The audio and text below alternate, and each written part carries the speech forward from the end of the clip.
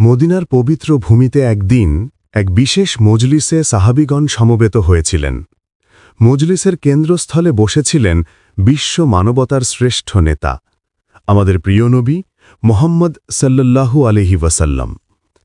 সেখানে তিনি বদরের ঐতিহাসিক যুদ্ধে আল্লাহর পক্ষ থেকে আসা সাহায্য এবং সেই বিজয়ের অলৌকিক ঘটনার কথা তার প্রিয় সাহাবাদের স্মরণ করাচ্ছিলেন। চারদিকে এমন নীরব পরিবেশ যেন প্রতিটি হৃদয়ে রসুলুল্লাহর কথায় নিমগ্ন। ঠিক তখনই আকাশের দূর প্রান্ত ছেদ করে একটি ছোট্ট দোয়েল পাখি উড়ে এসে মজলিসের পাশে থাকা একটি গাছের ডালে আশ্রয় নিল। তার নিঃশ্বাস দ্রুত ওঠানামা করছে, ভেজা পালকে ক্লান্তি আর ভয়ের চিহ্ন স্পষ্ট। মনে হচ্ছিল সে যেন জীবনের শেষ শক্তিটুকু ব্যবহার করে এখানে পৌঁছেছে। কয়েক মুহূর্তের মধ্যেই আকাশে চক্কর দিতে থাকা এক বিশাল আকৃতির বাজ পাখি ঝাঁপিয়ে নেমে দূরের একটি উঁচু খেজুর গাছে গিয়ে দাঁড়াল। তার চোখে ছিল তীক্ষ্ণ দৃষ্টি, যেন শিকার ধরার অটল সংকল্প। ভয়ে কাঁপতে থাকা সেই দোয়েল পাখিটি মাথা তুলে নবীজির দিকে তাকাল।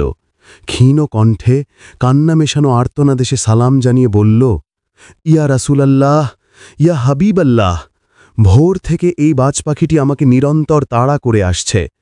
আমাকে ছিন্ন ভিন্ন করার জন্য সে মরিয়া। প্রাণ বাঁচাতে সকাল থেকে এখন পর্যন্ত নিরন্তর উড়তে উড়তে আমি সম্পূর্ণ ক্লান্ত হয়ে পড়েছি। আরেকটি বড় কষ্ট হল, আমি দুইটি ছোট্ট বাচ্চাকে ঝোপের আড়ালে রেখে এসেছি। তারা সারা দিন আমাকে না পেয়ে কত দুঃখে আছে কে জানে। হে নবীজি, দয়া করে আমাকে এই হিংস্র শিকারীর হাত থেকে রক্ষা করুন। দোয়েল পাখির সেই বেদনাময় আকুতি রাসূলুল্লাহ সাল্লাল্লাহু আলাইহি ওয়াসাল্লাম অত্যন্ত মনোযোগ দিয়ে শুনলেন। তার চেহারায় ফুটে উঠল দয়া, মমতা ও সান্ত্বনার আভা। তিনি কোমল স্বরে বললেন, হে ছোট পাখি, ভয় পেও না। তুমি এখন আল্লাহর রাসূলের আশ্রয়ে আছো। এখানে তোমার কোনো ক্ষতি হবে না। এই মজলিসে অবস্থান করা পর্যন্ত তুমি নিরাপদ। এরপর রাসূলুল্লাহ সাল্লাল্লাহু আলাইহি ওয়াসাল্লাম দৃষ্টি তুলে তাকালেন দূরের খেজুর গাছের ওপরে বসে থাকা সেই বিশাল আকৃতির বাজ পাখিটির দিকে। তার কণ্ঠস্বরে ছিল করুণার কোমলতা, আবার ন্যায় বিচারের দৃঢ়তাও। নবীজি জিজ্ঞেস করলেন, হে বাজ পাখি, তুমি কেন আজ ভোর থেকে এই দুর্বল দোয়েল পাখিটিকে অবিরাম তাড়া করে বেড়াচ্ছ? কেন তাকে গ্রাস করতে চাও? বাজ পাখিটি সম্মানভরা চোখে নবীজির দিকে তাকাল। তার স্বর যেন ভাঙা, ইয়া রাসূলাল্লাহ, ইয়া হাবিবাল্লাহ, আপনাকে অসম্মান করার ভাষা আমার নেই। শুনুন আমার অসহায়তার কাহিনী। পরপর 2 দিন আমার মুখে এক কণাও খাদ্য ওঠেনি। ক্ষুধার যন্ত্রণা এত প্রবল হয়ে উঠেছিল যে আমি দুর্বল হয়ে উড়তেও পারছিলাম না। আজ সকালে এই দোয়েল পাখিটি সামনে পড়তেই আমাকে আর নিজেকে সামলেতে পারিনি। বাঁচার তাগিদে ভেবেছিলাম ওকেই খাব। সেই জন্যই সারাদিন তাকে তাড়া করে বেরিয়েছি। বাজ পাখির কথা শুনে নবীজি মমতার সঙ্গে তার দিকে তাকালেন, কিন্তু একই সঙ্গে তাকে নৈতিকতার দিকেও ফিরিয়ে আনলেন। তিনি বললেন, হে বাজ পাখি, তুমি কি ভেবে দেখেছ, যদি তুমি এই দোয়েল পাখিটিকে গ্রাস করো, তার 2টি কোমল ছানা বাচ্চার কি হবে? তারা তো সারাদিন মায়ের অপেক্ষায় আছে। তোমার সামান্য ক্ষুধা নিবারণের জন্য অন্য প্রাণীর জীবন বিপন্ন হওয়া কি ন্যায্য? বাজ পাখি দীর্ঘশ্বাস ফেলে বলল, আল্লাহর হাবিব, ক্ষুধার তীব্রতায় আমার বিবেক কাজ করছিল না। 2 দিনের অনাহারে আমার মাথা যেন বিভ্রান্ত হয়ে পড়েছিল। সামনে যখন এই দোয়েলটিকে দেখলাম, তখন মনে হলো এটাই আমার বাঁচার শেষ উপায়। আর কিছুই চিন্তা করতে পারিনি। এখন আপনি বলুন, আমি কি করলে আমার জীবন রক্ষা পাবে? বাজ পাখির এই কাতর আবেদন নবীজির হৃদয়কে নাড়িয়ে দিল। তার মুখমণ্ডলে করুণা ছড়িয়ে পড়ল। তিনি সান্ত্বনা দিয়ে বললেন, হে বাজ পাখি, তুমি নিশ্চিন্ত হও। তোমার ক্ষুধা নিবারণের ব্যবস্থা আমি নিজেই করব। তুমি আর দোয়েল পাখিকে তাড়া করবে না। এরপর নবীজি দোয়েল পাখির দিকে ফিরে বললেন, হে ছোট পাখি, তোমার আর কোনো ভয় নেই। তুমি খুশি মনে তোমার বাচ্চাদের কাছে ফিরে যাও। আমি নিশ্চয়তা দিচ্ছি, এই বাজ পাখি আর কখনো তোমার ক্ষতি করবে না। রাসূলুল্লাহের কণ্ঠে এমন নিশ্চয়তার কথা শুনে দোয়েল পাখিটি আনন্দে কেঁপে উঠল। সে বলল, ইয়া রাসূলাল্লাহ, আপনার মুখ থেকে এই কথা শুনে আমার সকল ভয় দূর হয়ে গেছে। এখন আমি নিরাপদে আমার ছানাদের কাছে যেতে পারব। এ কথা বলে সে নবীজিকে সালাম জানিয়ে দ্রুত ডানা মেলে উড়ে গেল তার ছোট্ট পরিবারের দিকে। বাজ পাখিটি তখনও চুপচাপ বসে নবীজির দিকে তাকিয়ে আছে। বিনয় আর অনুতাপ তার চোখে স্পষ্ট। তখন রাসূলুল্লাহ সাল্লাল্লাহু আলাইহি ওয়াসাল্লাম বললেন, হে বাজ পাখি, তুমি তো অত্যন্ত ক্ষুধার্ত। করো এক কাজ, তুমি তোমার ঠোঁট দিয়ে আমার 2 গালের 2 টুকরো মাংস খেয়ে নাও। নাবিজির সেই অসীম দয়ার প্রস্তাব শুনে বাজ পাখির চোখ দুটি কেঁপে উঠল। সে বিনীতভাবে বলল, ইয়া রাসূলাল্লাহ, ইয়া হাবিবাল্লাহ, আমি কিভাবে আপনার চাঁদের মতো উজ্জ্বল ও পবিত্র মুখের গোশত খাই? আপনার মুখমণ্ডলের সেই নুরানি জ্যোতি দেখার পর আমার সমস্ত ক্ষুধা নিজেই হারিয়ে গেছে। আমার অন্তর ঠান্ডা হয়ে গেছে, হে আল্লাহর নবী। আপনার সৌন্দর্যের দিকে তাকিয়েই মনে হচ্ছে এ জীবনে আর কখনো আমার ক্ষুধা লাগবে না। বাজ পাখির কণ্ঠ কেঁপে উঠল অনুভূতিতে। এরপর সে গভীর সম্মান নিয়ে সালাম জানাল রাসূলুল্লাহকে এবং ডানা মেলে উঁচু আকাশে উড়ে গেল, যেন নূরের স্রোতে ভেসে যাচ্ছে।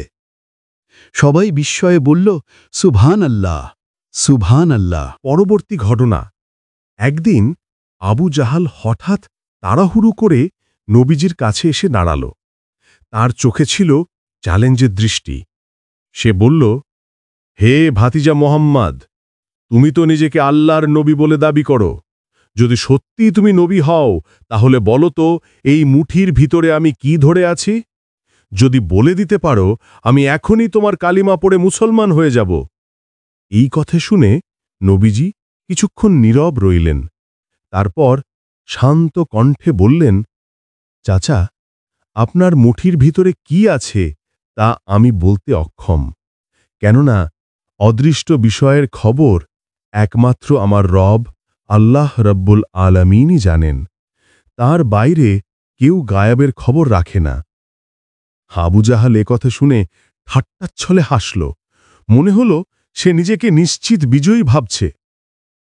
তখন রাসূলুল্লাহ সাল্লাল্লাহু আলাইহি ওয়াসাল্লাম আবার বললেন, চাচা, আমি যা জানি না তার দাবি করতে পারি না, তবে যদি আপনার হাতের ভেতরে যা আছে তারা নিজেরাই আমার সম্পর্কে সাক্ষ্য দেয়, তাহলে কি আপনি ইসলাম গ্রহণ করবেন? আবু জাহাল বলল, এটা তো আরও ভালো, তাহলে তাই করে দেখাও। নবীজি মুখ তুলে আবু জাহালের হাতের মুঠোর দিকে তাকালেন এবং বললেন, হে মুঠির ভিতরে যা কিছু আছো, আল্লাহর হুকুমে তোমরা আমার ব্যাপারে সাক্ষ্য দাও।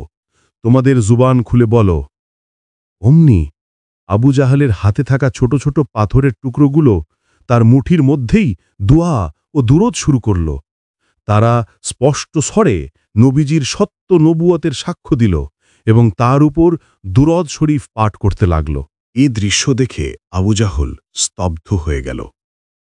কিন্তু দুর্ভাগ্য, তার অহংকার তাকে সত্য গ্রহণ করতে দিল না। আবু জাহল যখন নিজের মুঠির ভেতর দুরূদ পাঠরত পাথরের কণাগুলোর শব্দ স্পষ্ট শুনল, তখন তার মুখের ভাব পাল্টে গেল। বিস্ময় ও অস্বস্তিতে সে হাত ঝাঁকিয়ে পাথরগুলোকে মাটিতে ফেলে দিল। এরপর ঠোঁট বাঁকা করে বিদ্রূপের সুরে বলল, ভাতিজা মোহাম্মদ, তুমি তো সত্যিই এক মহাজাদুকর। আজকে নিজের চোখে দেখে বুঝলাম তোমার মতো জাদু পৃথিবীতে আর কেউ দেখাতে পারে না।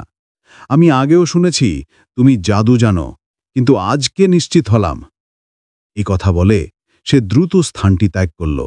সত্যকে সামনে পেয়েও অহংকারের কারণে তা অস্বীকার করে। পরবর্তী ঘটনা।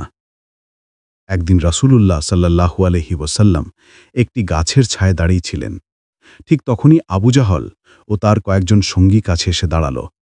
তাদের চোখে ছিল চ্যালেঞ্জের ঝিলিক।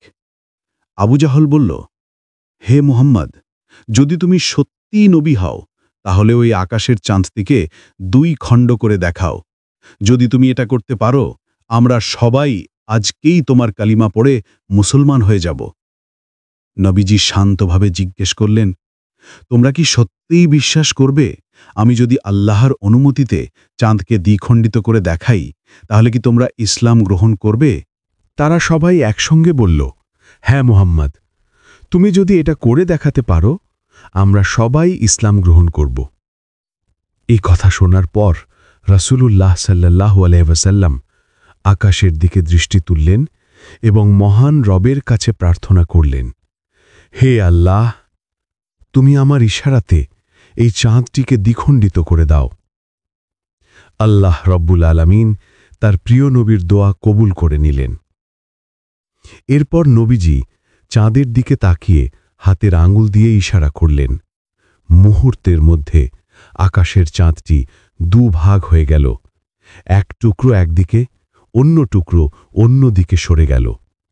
দুই খণ্ডের মাঝখানের ফাঁকা এমন ছিল যে সেই জায়গা দিয়ে স্পষ্টভাবে হেরা পর্বত দেখা যাচ্ছিল। এই মহা বিস্ময়কর দৃশ্য আবু জাহাল ও তার সাথীরা নিজের চোখেই দেখল, প্রত্যক্ষ করল এমন একটি মুজিজা যা অস্বীকার করার কোনো পথ তাদের কাছে ছিল না। কিন্তু দুর্ভাগ্যবশত তাদের অহংকারই তাদের সত্যগ্রহণ থেকে বিরত রাখল। চাঁদ দ্বিখণ্ডিত হওয়ার সেই অলৌকিক দৃশ্য প্রত্যক্ষ করার পর রাসূলুল্লাহ সাল্লাল্লাহু আলাইহি ওয়াসাল্লাম তাদেরকে বললেন, এখন তোমরা কালিমা পড়ে ইসলাম গ্রহণ করো। কিন্তু সৎ পথের দাওয়াত শুনে আবু জাহাল ব্যঙ্গের সুরে বলল, ভাতিজা মুহাম্মদ, তুমি তো এখন পৃথিবীর সেরা জাদুকর হয়ে গেছ। তোমার মতো জাদু তো আর কেউ দেখাতে পারবে না। তুমি এত বড় জাদু দেখালে যে সব জাদুকরকে হার মানিয়ে দিলে, আর আমরা কি কোনো জাদুকরের হাতে বায়ত দিয়ে তার কালিমা পড়ব? এই কথাগুলো বলে সে এবং তার সঙ্গীরা দ্রুত সেখান থেকে প্রস্থান করল। আসলে আল্লাহ তাআলা তার ভাগ্যে ঈমান লেখা রাখেননি, এ কারণেই সত্যকে চোখের সামনে দেখেও সে অস্বীকার করে চলে গেল।